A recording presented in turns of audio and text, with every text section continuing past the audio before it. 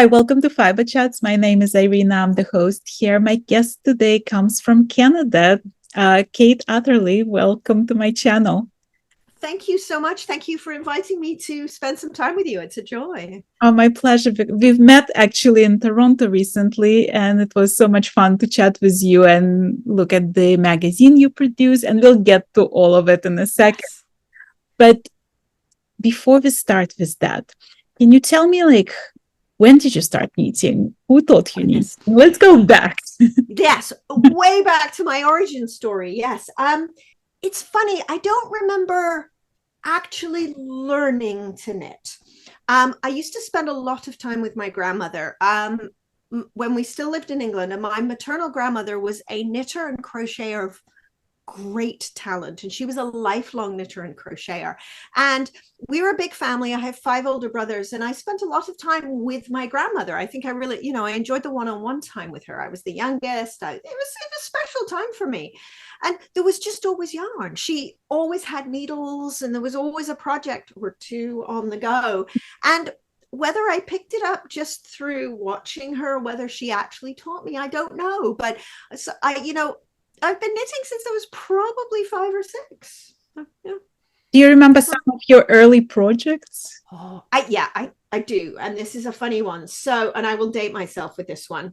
It was 1977. It was the year of the Queen's Silver Jubilee. And I was in primary school. I was young and I was a fresh knitter. And I decided that I wanted to knit a Union flag, a Union Jack flag. And I remember distinctly my grandmother talking me through how challenging that would be. And even now I chuckle at that because I would still find that challenging because of the diagonals of the flag. And so she talked me into knitting stripes. So I knitted a red, white, and blue stripe. And I took it to school and I very proudly showed it off at school. And I remember my teacher telling me and she hadn't known my creative process. She looked at it and said, "Oh, a French flag, how exciting." And it was one of those moments where my creative vision was not achieved. I didn't understand it at the time, but I will never forget that project. It was just sort of a marvelous moment. And I think color work is still one of those things, color work and I have a difficult history because of it. It's always been a challenge for me, and there's always been creative visions that have surpassed my technical ability. But I remember that one very distinctly. I also remember my grandmother was a crocheter, and when I was very young, I didn't get very far with crochet. I was able to crochet long chains that I would turn into necklaces or bracelets, and I think I would wear them as belts. It was the 1970s after all, but I was never able to get past a crochet chain. So I distinctly remember running around the house with long crochet chains. Honestly, how I didn't trip over, maybe I did trip over them, but yeah, those were some of my very earliest projects. Yeah. Well, how did you go from there to actually design and like say, I'm a designer? It's I've knitted all along. But it was never something that I considered as a career for me. I enjoyed sewing and enjoyed design and all of that. And I was always very particular about how I wanted my clothes to look. I was someone who was always customizing my clothes and things. And so knitting was a little bit of a part of it, but it was sort of still for me. And then I went to university. I studied mathematics at university, which I absolutely loved. And I finished university and I moved to Toronto. So I'm in a new city. I don't really know anybody.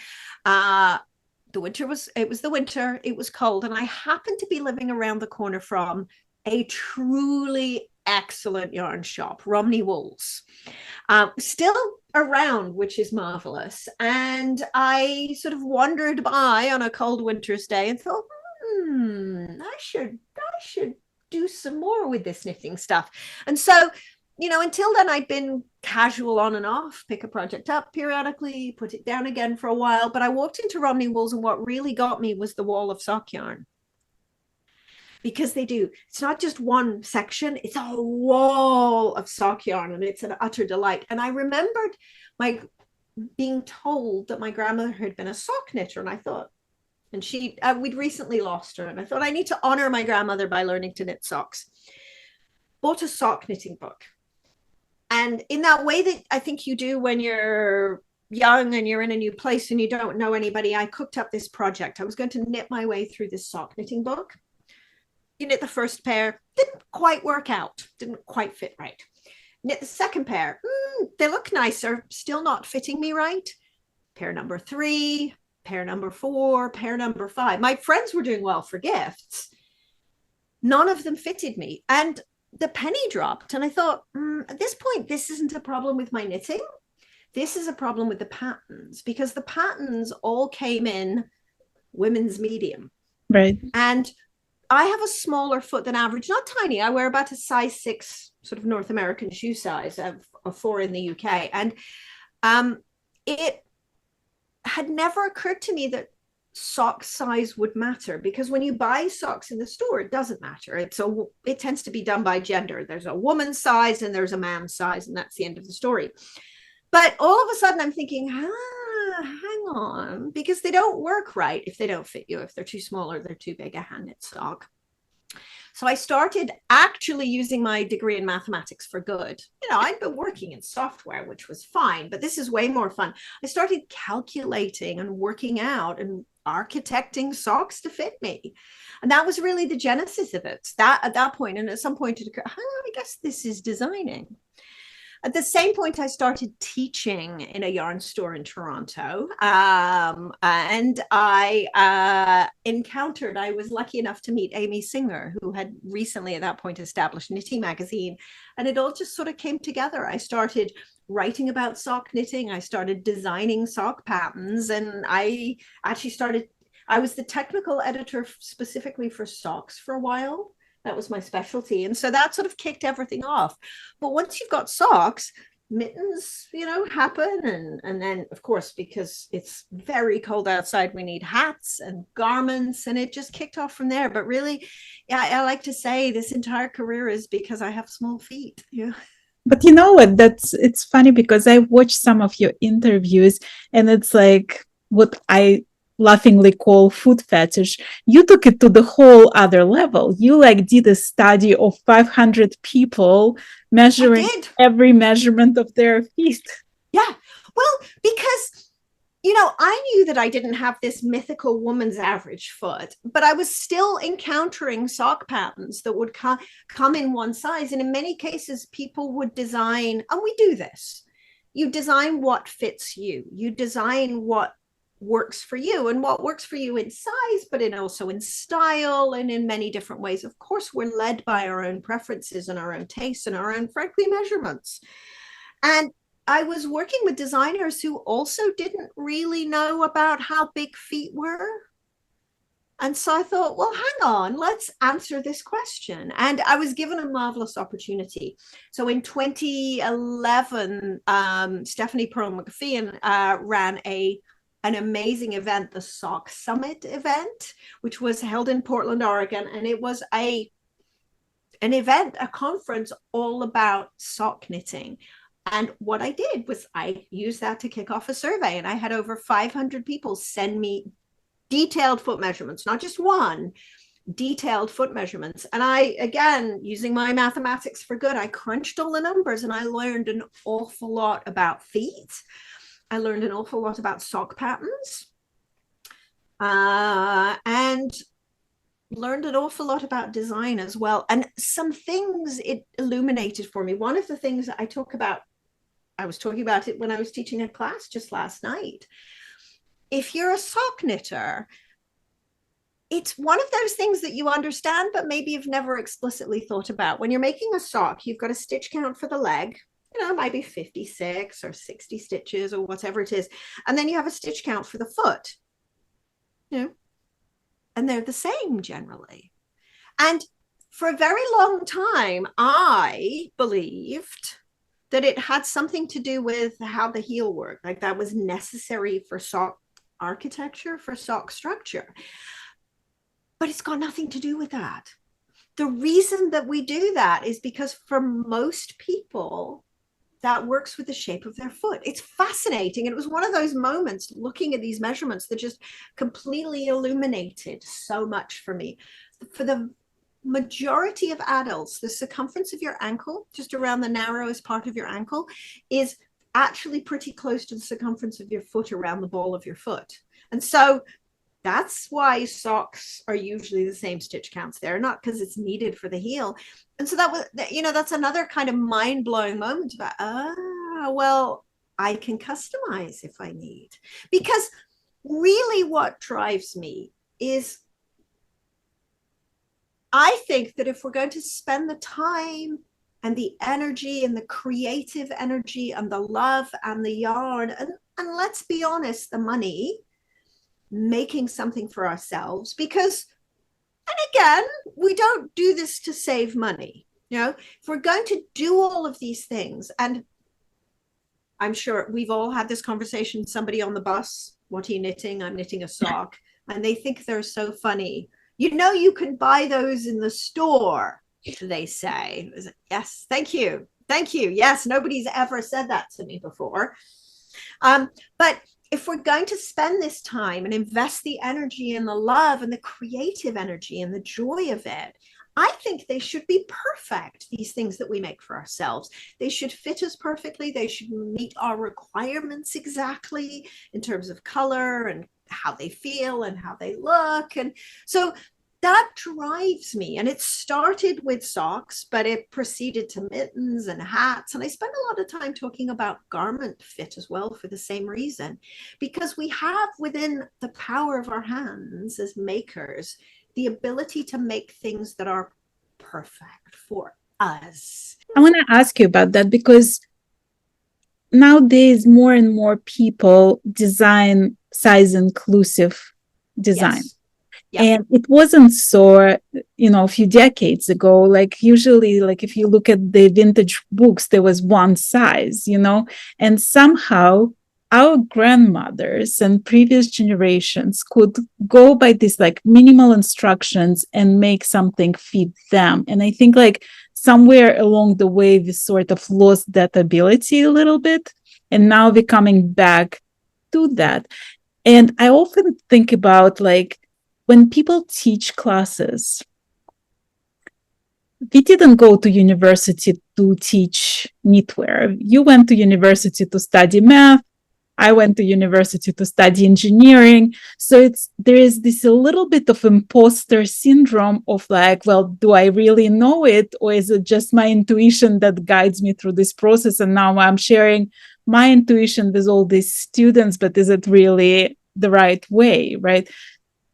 Do you feel like you've changed over the years as far as that journey of being a teacher and that journey of size inclusivity? What was your way? Oh, this is a good question. There's a lot to it. I think you're right. I mean, we don't have the education necessarily anymore that our ancestors may have had. And I'm going to be gendered about this. It would generally have been our grandmothers, that and female generations that would have been learning craft. They would have been learning making. They would have been learning making their own clothes. They would have, I think, and I'm cautious about making a generalization here, but I think our, generations before us would have known a lot more about making their own clothes. Right. My grandmother would have known a lot more about making garments for herself because it would have been more of a formal part of her education than calculus would have been, for example. There's lots of reasons for that. Many of them are not good reasons for it. But yeah, you're quite right. Older patterns would have been released in a limited number of sizes, but through experience, through education, and frankly, also through requirement, because there were fewer patterns available. I mean, I think about, again, my grandmother's era. She wouldn't have had the wealth of books of it and patterns available to her. So you would have had to spend the time figuring it out. And maybe possibly you might have had the time to figure it out. But we don't get that education anymore. And in many ways for good reason, because we are at liberty to study other things now as women. You studied engineering, I studied mathematics.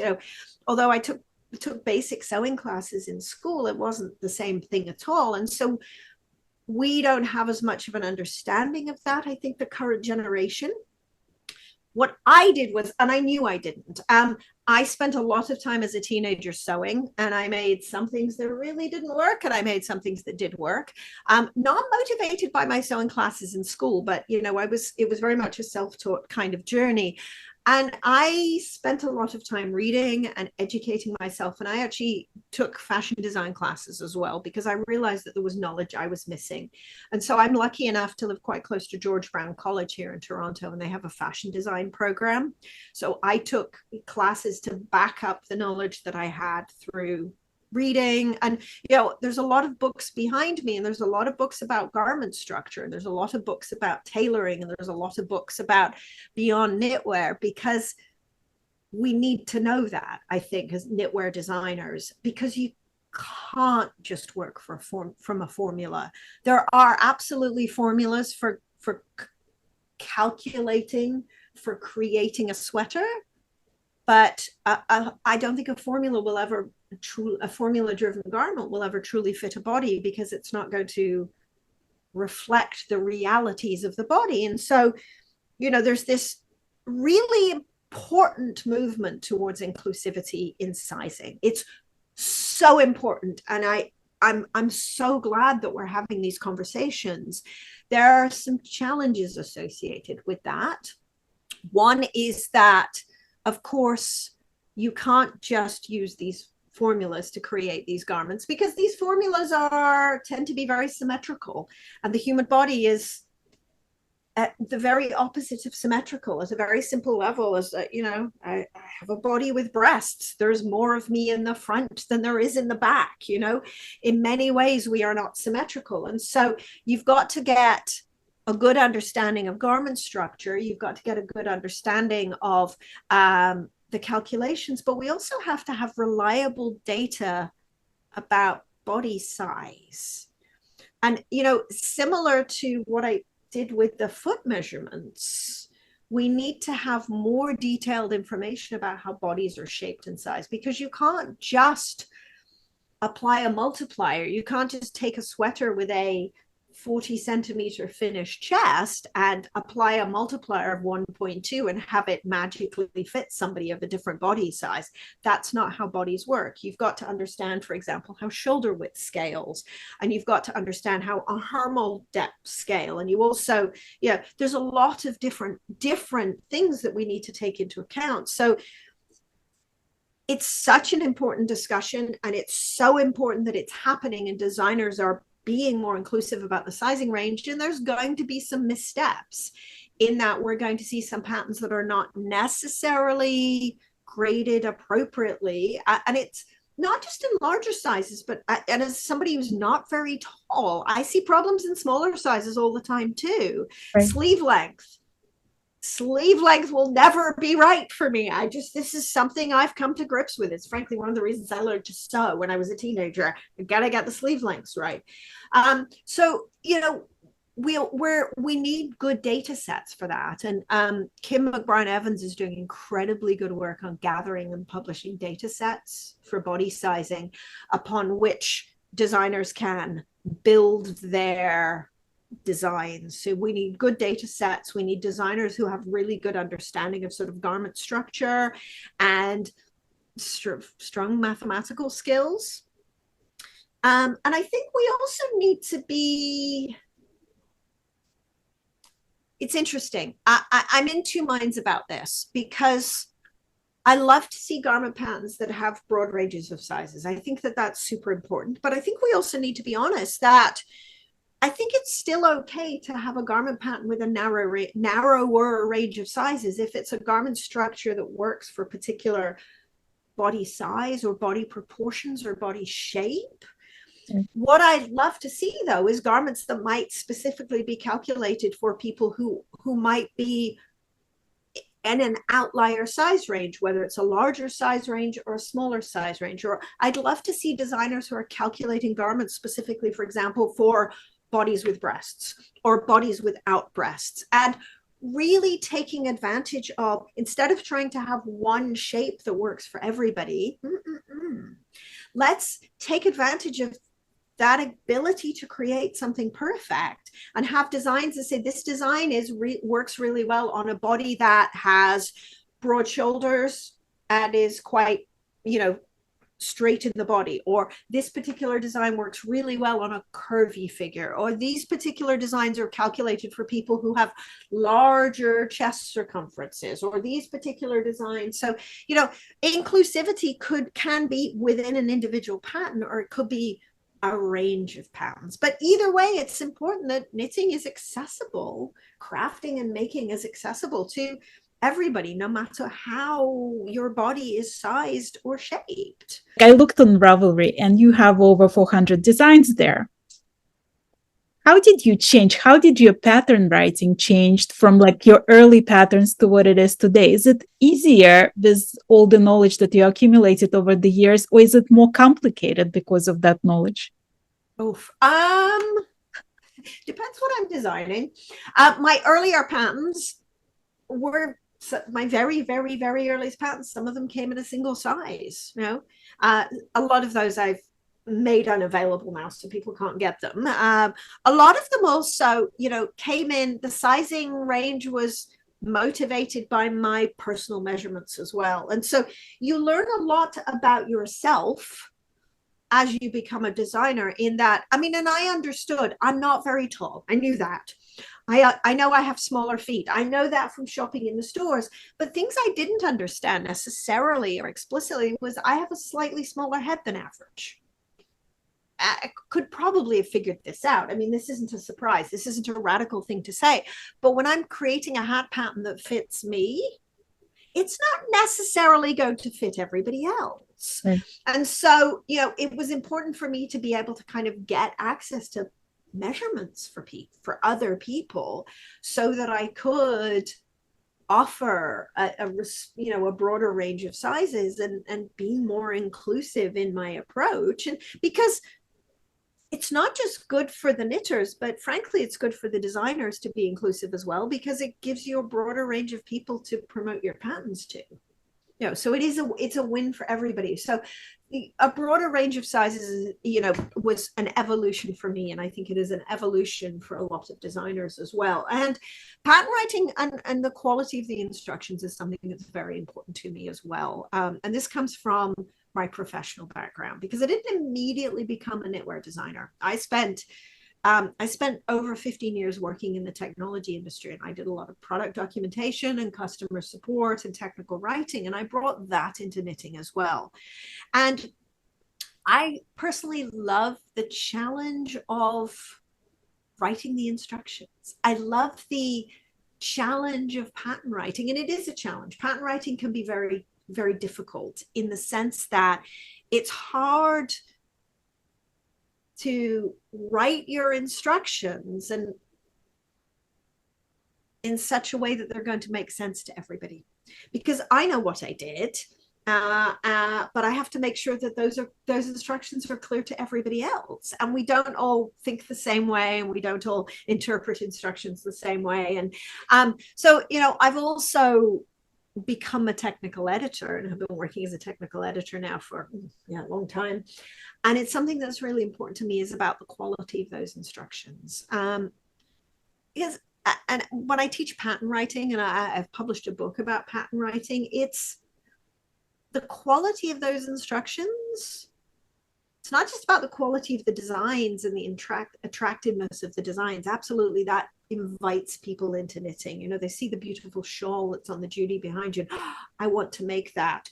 But the next step is making sure that those instructions provide a pleasurable experience for the maker, because we're dealing with, this is very different than when I worked in software, because I wrote manuals for software that people had to use as part of their day-to-day jobs, right? This is software that you have to do to earn a living and pay your bills. So even if the instructions are really not good, you figure it out and you work through it, because your rent depends on it. Yeah. Craft is different, because if I'm struggling with something, if I'm not having a good time with something, if I'm not feeling that I'm enjoying it, or I'm not successful, I may abandon the project. And so if I decide that I want to, for example, I decided to teach myself tatting. I was shuttle tatting recently. And I found some instructions that were really, really not good. They weren't working for me. They weren't working for the way that I learn, and they weren't presenting things in a way that I thought was clear. And what happens is that we have a bad experience with something and you think, oh, I'm not going to do that anymore because this is a hobby. We should get creative satisfaction from it. We should feel a sense of joy and achievement from something. And so, you know, poor instructions ultimately risk the health of the industry. Right, because really it's not just one pattern or one designer that people can give up on. It can be the entire knitting, basically. Yeah, exactly. Because we said, well, maybe I'm not good at this. Maybe knitting is not for me. And they can take up sewing or jam making or weaving or something else, you know? So yeah, I spend a lot of time thinking about how to make the instructions enjoyable and how to make the experience of making fun and creatively satisfying for people. It doesn't mean things need to be easy, but people need to enjoy the process. So that's something that drives me as well in what I do. We should enjoy the process, our craft. Well, let's talk about a few books that you've written, because you've written a bunch of them. Yes. So when you did the first book and the last book, compare them to me. Like, what was the process like? Excellent. Good. My very first book is called Beyond Knit and Purl, and it was published specifically as a result of spending time working in yarn stores. What happens is that people learn the knit stitch and they learn the purl stitch and they learn the mechanics of handling the yarns of the needle, and they can do it in a number of ways. You learn from a friend, you learn from a family member, you learn by watching a video on the internet, you learn the mechanics of the knit and the purl stitch, and so I knit now. But what you don't learn and what we don't teach is there's a gap. How do I get from understanding how I wrap the yarn around the needle to being able to read and execute a pattern? And so I would help people coming into the yarn store all the time. And I had an entire class, which was really all about a 5 or 6 week class where people would come every week. And it was really all about helping people execute a pattern. And so that first book, and I had long discussions with the publisher. Is it a beginner book? Do we need to teach knit? Do we need to teach purl? And I said, I didn't think we did, because that many people know, and there are lots of sources to learn that. I wanted to focus the book on what do you do now that I've got the mechanics. And so that was the first book. And I'm really proud of that book. I was really pleased with the response to that. It hit, I think it solved that problem. It really hit that niche that I wanted. In some ways, there's a parallel with my most recent book. So my most recent published book is Custom Fit Hats. And this is also motivated by what people have been talking to me about, but it's also motivated a little bit by my requirement, which again goes back to, I want to make things that fit me, but I want to enable other people to make things that fit them as well. And hats are, well, we live in a cold climate. We always need a hat. We're always making hats. But hats are one of those brilliant projects we recommend to people about where you can use up stash. We say it all the time, right? Oh, well, if you've got a skein of yarn left over from a project, you can make a hat. And so, but people would come to me and say, okay, but what pattern do I use? How do I find a pattern for this random skein of yarn on my desk? I want to make a hat with it. I may not even have the label. And so this book is all about, okay, random skein of yarn, how to make a hat and how to make it fit you and how to make it perfect for you. So in some ways, it's got a lot in common with my first book, because it's driven by what I hear people say and what I hear knitters wanting to do and what I hear sort of solving practical problems for knitters. And so, I would say my books are pretty practical in that respect. It's helping people build their skills and helping people, empowering them to make things the way they want them. A lot of times when I'll post a tutorial and I'll get either critique that whatever I'm doing, it's all wrong, because the style of knitting that I use is continental combination. So you have to understand how the stitches are mounted. Or people would just say, well, I don't get it, right? Like do you feel like you have to adjust your teaching for left-handed people, people who use different styles of knitting. Like, is that complicates being a teacher in your experience? It does, and I love it. I mean, it absolutely, when we're teaching, and again, because this is a craft, right, because this is a hobby, because this is something we do for fun, I very much want to enable people to do it in the way that works for them. This isn't your job. In your job, you can say to somebody, no, do it like this. No, this is craft. So I want to make sure people can do it the way that works best for them, and holding the yarn the way that works best for them. So right hand hold or left hand hold, working the stitches the way that work best for them. Absolutely. And it's all, I love it when I'm presented with somebody who knits, you know, in a different manner, and it becomes fun for me. I mean, I had to learn to knit Portuguese. That I mentioned that I used to do that for that 5 or 6 week class. We called it a project class. And I had someone come to a project class who was a Portuguese knitter. First week, I'm like, okay, I've heard of Portuguese knitter. I've seen it do it. I've got a Portuguese knitter in my class. So I had a week to learn to knit Portuguese. I love Portuguese knitting. It's so cool. It's just so ergonomically efficient. Portuguese knitters feel very differently about the purl stitch than most of us do. So I love being able to do that. And I love being able to give people the freedom to do things the way that they want. Yeah. But it does mean there's a responsibility as an instructor. I think to be a great instructor, you've got to be responsive to how people work. Yeah. Now, it doesn't mean if somebody is, occasionally you get people who say, well, this is the way that I do it, and this is the way that I learned to do it. And it's like, oh, but you're actually making it harder on yourself. Or maybe, you know, occasionally we have people who are, you know, wrapping their purl stitches the wrong way or something like that. And occasionally you do have to, you know, not for combination knitting, but as, you know, occasionally you do have to correct people, which is a challenge too, because how do you do that in such a way that, again, you're not chasing them off or you're not putting them off? But really, if what you're making is a knit fabric, I'm happy. So you should be able to do it the way that you want to be able to do it. Yeah. Right. Yeah. And I find it like really fascinating, because like the more I start putting out those tutorials, the more I get this response that, oh, my grandmother taught me how to knit that way, but then I've been told that it's all wrong. So I had to relearn. Yeah. And I feel what's that connection? Because in reality, like, that's the beauty of knitting, that's being transferred from generation to generation. So it's sort of like this cultural heirloom skills. Yeah, that's a lovely way of putting it. Absolutely. Yeah. Nothing frustrates me more than the, oh, well, you're doing it wrong conversation, because a lot of the time they're not doing it wrong. They're just doing it differently. And yeah, as you say, you're a continental combination knitter, and I'm quite certain people have told you you're doing it wrong. And I knit English. That's the way that I knit. My yarn is in my right hand, and it's considered unfashionable by many, but that's just the way I learned, and I'm comfortable, and I'm really quite fast that way. And the number of people who say, well, yeah, it's not very efficient. I don't know why somebody who's been knitting as long as you have knit like that. Or whatever. It works for me. It works for me. I can knit continental, and I teach continental knitting classes, but I'm no faster.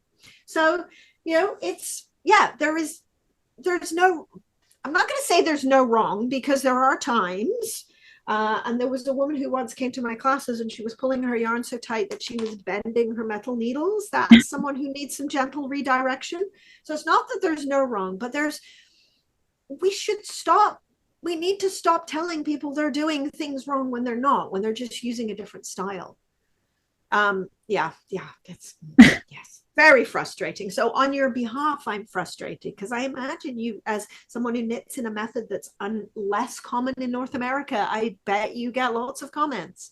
I do.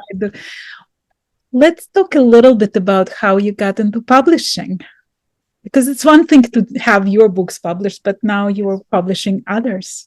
Absolutely, yeah. So, indeed. So everybody remembers the first half of 2020. And in up until then, up until the COVID lockdowns, I spent a lot of my time on the road traveling and teaching. And I mean, I love teaching. I'll never stop teaching. I was teaching last night. I'm teaching tomorrow. I'm teaching all week, and I love teaching, but I was traveling to teach, and there was so much in-person teaching, and then the world shut down.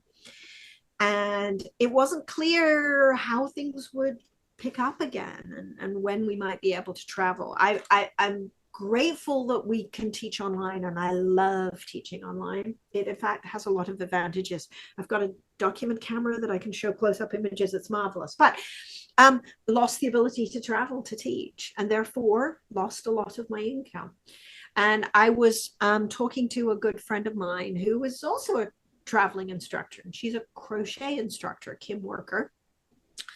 And she and I had a couple of things in common. First of all, we suddenly could no longer travel to do our work. The other thing that she and I have in common is we're both immigrants to Canada. I'm from the UK. I live in Toronto. Kim is from the US, and she lives in Vancouver.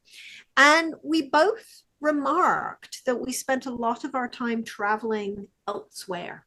I spent a lot of time both in the UK and the US, and Kim spent a lot of time in the US working. And we didn't spend as much time in Canada as we liked. We weren't as familiar with what was going on here in the Canadian industry. And there's a lot of wonderful arts and artists and businesses and so much wonderful stuff going on in Canada. So our pandemic project was to establish Digits and Threads. And Digits and Threads is an online magazine specifically about Canadian fiber and textile arts, because we wanted to promote what was available to us before, we could cross. Remember, at some point we were told we couldn't cross the border. And so we wanted to take the opportunity to look around and look at all the wonderful work that was going on here in Canada and tell the story of all the wonderful work that was going on here in Canada. So that's what Digits and Threads is. And again, it's an online magazine. We also established an arm for publishing books. And we publish books. Yeah, we have published one of my books, but we also wanted to publish Canadian books. And our very first book, so Sheep, Shepherd, and Land. And this is a remarkable story, this book. It's written by a woman called Anna Hunter. And Anna Hunter was a yarn shop owner in Vancouver. And Anna decided that she wanted to have what you might think of as a 100-mile yarn shop. We talk about a 100-mile diet. She wanted a 100-mile yarn shop. And she said she wanted to sell Canadian yarn, not just Canadian dyed yarn, but Canadian fiber, right? Canadian sourced yarn. There wasn't any. She couldn't find any. And so, and I love Anna for this, she did the thing that we all dream about doing, which is she bought a sheep farm in Manitoba and moved out to Manitoba with her family and established a sheep farm. And she's spearheading a movement to reestablishing the Canadian wool industry. So she didn't just buy a sheep farm, she bought mill equipment. So she runs a small fiber mill as well. And this book is Anna and her best friend, who is also a fiber farmer, writing about the small farms in Canada that are working to bring back the Canadian wool industry. And we knew Anna. Kim and Anna were excellent friends. They lived quite close to each other in Vancouver, and Kim used to go to Anna's yarn shop when she ran it, and I'd encountered Anna as well. And this is an important story that needs to be told. And so one of the things that motivated our publishing company was being able to tell this story. And it's more than just a single article. It needs a book. So we have a publishing company. And I saw this book in person when I came to Toronto, and it has such beautiful pictures inside. It's worth it just for the pictures, The pictures are absolutely glorious. So the photographer, I don't know how well they will show. Let me find a good one. So the photographer is also a fiber farmer. So Christelle Lancier, she is a fiber farmer. I'm trying to find some big pictures that might show. She is Anna's neighbor, also a fiber farmer, but also a brilliant photographer. And the two of them traveled the country together, taking pictures. I'm looking for taking pictures of sheep and also the fiber farmers. So it is a beautiful book of photographs, but also really important stories about what's going on in the Canadian wool industry. So we wanted to tell Anna's story. And our next book, which is coming out, in fact, quite soon, coming out in March, is from Caitlin French. Now, Caitlin French is an artist, a textile artist, and she's a natural dyer and a forager. And Caitlin is all about, her book is called Gathering Color, and it's all about natural source dyes and pigments and how you can use those in different crafts. And again, beautiful photographs, beautiful images. And these are people we should be treasuring here in Canada, and people who are doing incredible work. And we wanted to tell these stories. So this is what Digits and Threads and 910 Publications is all about. So that's part of my life, and it's a really important part of my life. And I'm so excited to be able to promote other artists as well. It's not just about me, and frankly, promote other crafts too, because I love knitting. I will never not love knitting. But it's a marvelous opportunity to become familiar with other arts and crafts and things. And again, we have so much talent here in Canada. It's wonderful. I want to talk briefly about one of my favorite books, The Outlander. So anybody who watches my channel for a bit knows my obsession with everything Outlander, my crush on Jamie, and the whole story. Tell me how you got involved into that project. That project was such a joy. And so, yes, I am the author and editor of the official Outlander knitting book. And it was one of those emails. I happen to know someone who is a crafter who works at Penguin Random House, a knitter. And I got one of those out of the blue emails saying, hey, would you like to? And I read the email.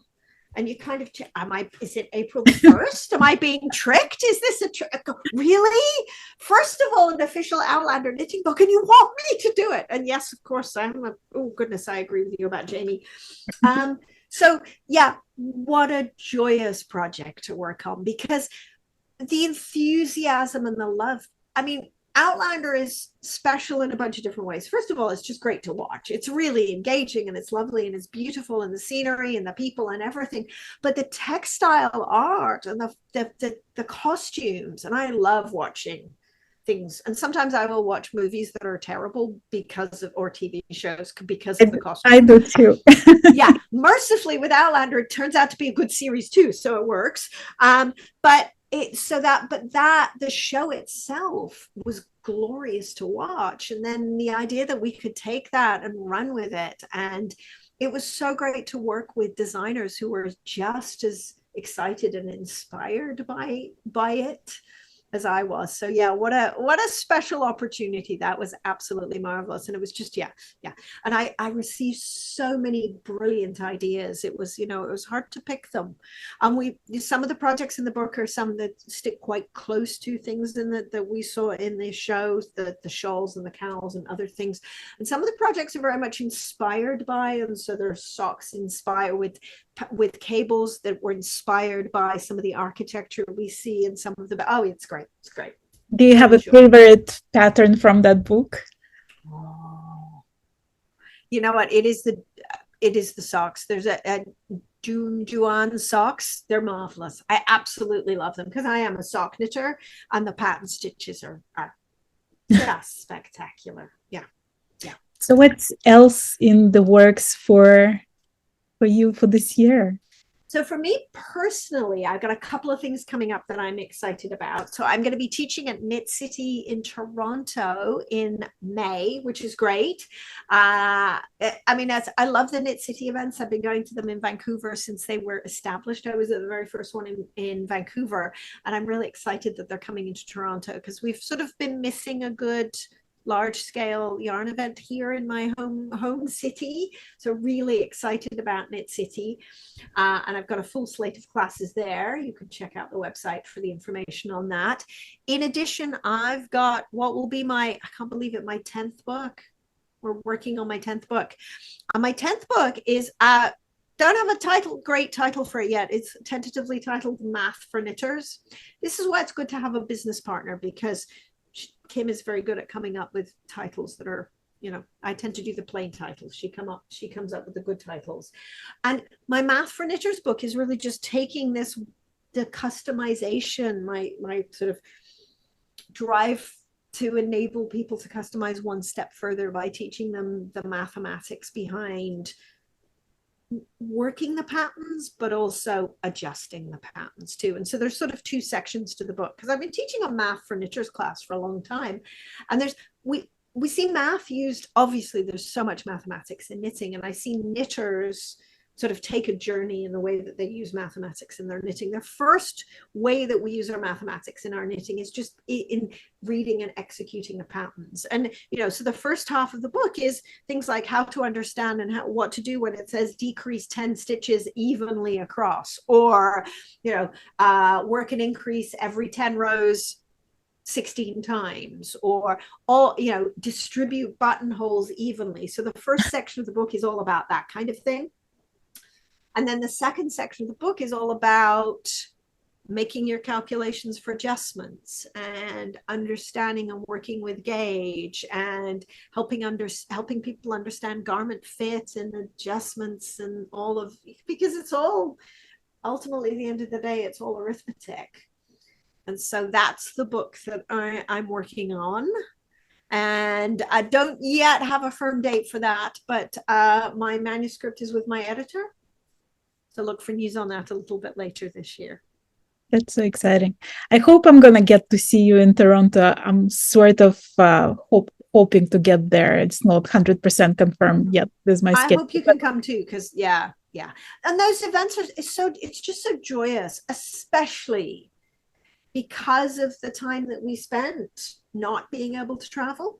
Right. For me, it's just so joyous to be with other makers and to be surrounded by color and surrounded by yarn and surrounded by it's really lovely. So I will never take that for granted. I love the fashion show aspect of these events, just watching what people are wearing and what people are making and what people are excited by. And I get a lovely joy from watching people shop for yarn, that seeing what they're excited by and seeing somebody's face light up when they find something that brings them great joy, brings me great joy as well, because I feel like I can't buy all the yarn. I buy what I can, I use what I can, but I get almost as much pleasure from watching other people enjoy buying yarn, if that doesn't sound silly. So these big events they're great. Well, I have a very impertinent question. Like, we can see the books in your background. Yes. What does your yarn stash look like? Well, you're not seeing my yarn stash in the background. We moved fairly recently. My office is a little bit in transition, and my bookcase isn't quite as organized as it needs to be, because there's the second bookcase has finally been installed. I wonder if I can slide them over. Hold on.